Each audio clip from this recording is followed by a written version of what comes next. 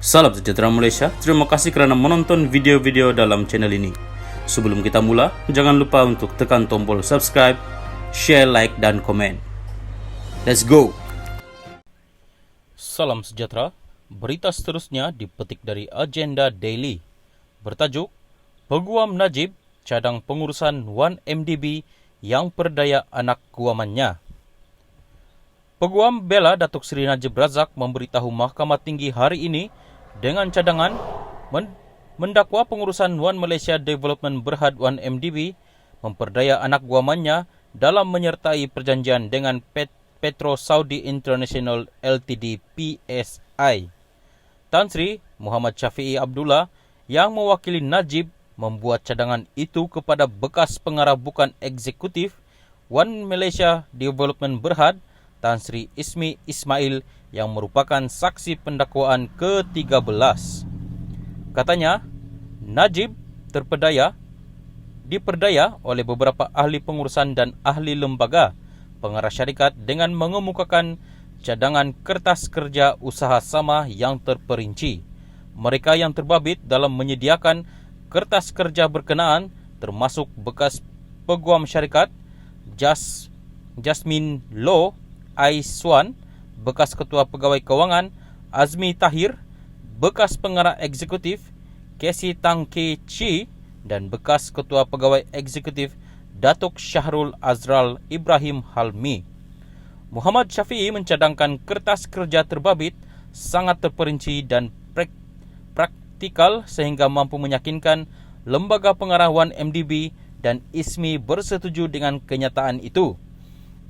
Disoal sama ada Najib terbabit dalam penyediaan dokumen berkenaan yang bertujuan menipu 1MDB, Ismi menjawab, saya tidak fikir mana-mana Perdana Menteri mempunyai masa untuk melakukannya.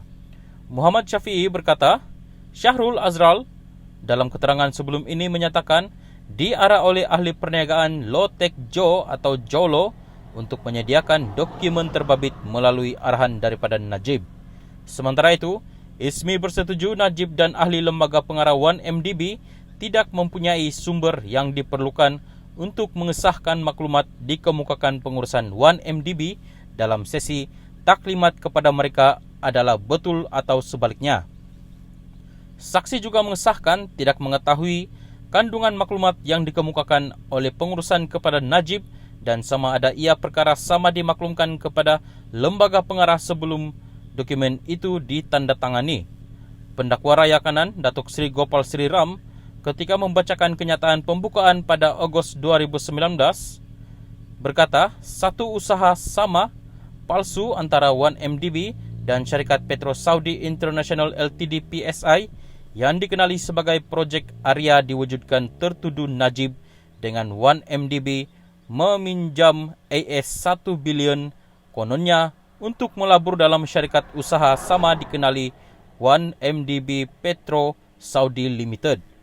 Wang berkenaan adalah untuk dimasukkan ke dalam akaun syarikat usaha sama yang mana Petro Saudi International memperoleh 60% saham dengan menyuntik beberapa aset melalui nilai diragukan. Bagaimanapun, Sri Ram berkata, usaha sama itu tidak dijalankan dengan PSI. Sebaliknya, melalui syarikat Petro Saudi Holdings, Cayman Ltd dan Trik Obaid, kenalan Jolo, melaksanakan perjanjian bagi mewakili Petro Saudi Cayman. Dalam perbicaraan sebelum ini, Syahrul Azral, yaitu saksi pendakwaan ke-9 mendedahkan perjanjian usaha sama 1MDB Petro Saudi PSI meninggalkan hutang berjumlah AS 700 juta berpunca daripada pindahan dana 1MDB kepada Gold Star Ltd yaitu syarikat dikatakan milik Jolo. Beban hutang AS 700 juta itu berlaku selepas syarikat usaha sama masih dimiliki PSI. Syahrul Azral mengesahkan ahli lembaga pengarah 1MDB tidak pernah mengetahui berhubung perjanjian pinjaman ditandatangani 1MDB PSI pada 29 September 2009. Saksi itu bersetuju sekiranya perjanjian pinjaman itu dikemukakan kepada lembaga pengarah, ia tidak akan diluluskan. Najib 68 menghadapi 4 pertuduhan menggunakan kedudukannya mendapatkan suapan berjumlah RM2.3 bilion daripada dana 1MDB dan 21 pertuduhan pengubahan wang haram membabitkan jumlah sama. Perbicaraan di hadapan Hakim Datuk Colin Lawrence Square bersama